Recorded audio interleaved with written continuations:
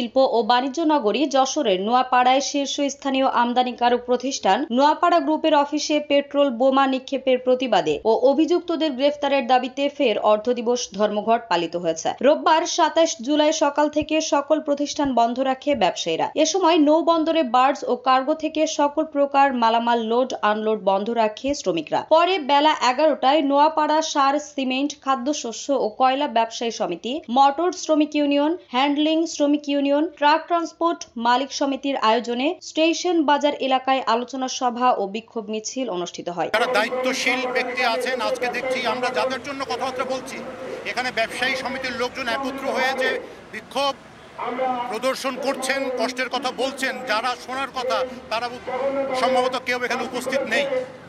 তো আমি আমার অভিজ্ঞতা থেকে, পর্যবেক্ষণ থেকে আমি আবারও আশা করব যে আমাদের সরকারি সংস্থায় সেরকম বিচক্ষণ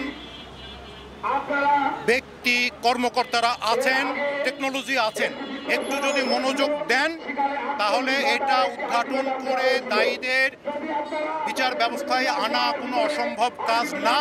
নোয়াপাড়া সার, সিমেন্ট, খাদ্যশস্য ও কয়লা ব্যবসায়ী সমিতির সহ সভাপতি আব্দুল আওয়াল খানের সভাপতিত্বে সমাবেশে বক্তব্য রাখেন নোয়াপাড়া সার, সিমেন্ট, খাদ্যশস্য ও কয়লা ব্যবসায়ী সমিতির সাধারণ সম্পাদক শাহজালাল হোসেন, অভয়নগর উপজেলা বিএনপির সভাপতি ফারাজি মতিয়ার রহমান, সাধারণ সম্পাদক গোলাম হায়দার ডাবলু, সার, সিমেন্ট, খাদ্যশস্য ও কয়লা ব্যবসায়ী সমিতির সহ সভাপতি মশিয়ার রহমান, পৌর বিএনপির সভাপতি আবু নঈম মোড়ল, সাধারণ সম্পাদক রেজাউল করিম, সাবেক মেয়র রবিউল হোসেন, নোয়াপাড়া প্রেস ক্লাবের সভাপতি এস.এম. মুজিবুর রহমান, ব্যবসায়ী নূরে আলম পাটোয়ারি, হ্যান্ডলিং শ্রমিক ইউনিয়নের আহ্বায়ক মাসুদ রানা, নোয়াপাড়া মোটর শ্রমিক ইউনিয়নের সদস্য সচিব রফিকুল ইসলাম টুলু, উপজেলা যুব দলের আহ্বায়ক বাকিউজ্জামান রানা, স্বেচ্ছাসেবক দলের আহ্বায়ক হাবিবুর রহমান মোল্লা প্রমুখ। অনুষ্ঠানটি পরিচালনা করেন ব্যবসায়ী শেখ আসাদুল্লাহ আসাদ ও নূর আলম পাটোয়ারি। সমাবেশে বক্তারা বলেন, নোয়াপাড়া গ্রুপ দেশের শীর্ষস্থানীয় আমদানিকারক। দেশের কৃষকের চাহিদার বিরাট অংশের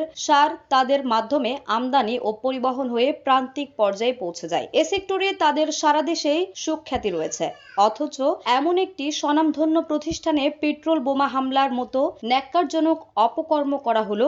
ঘটনার পর দিন থেকে সকল ব্যবসায়ী, বিভিন্ন প্রতিষ্ঠানে কর্মকর্তা, কর্মচারী ও ঘাট শ্রমিকদের পাশাপাশি স্থানীয় বাসিন্দারা প্রতিবাদ জানানোর পাশাপাশি জড়িতদের আটকের দাবি জানিয়ে আসতেন।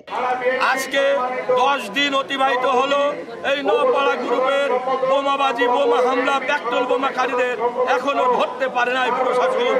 আমি বলতে চাই, তাদের সিসি ফুটেজ, টিভি ফুটেজ যেভাবে দেওয়া হয়েছে, আমার মনে হয় উনাদের সৎ উদ্দেশ্য থাকলে উনারা বহুত আগে ধরতে পারত।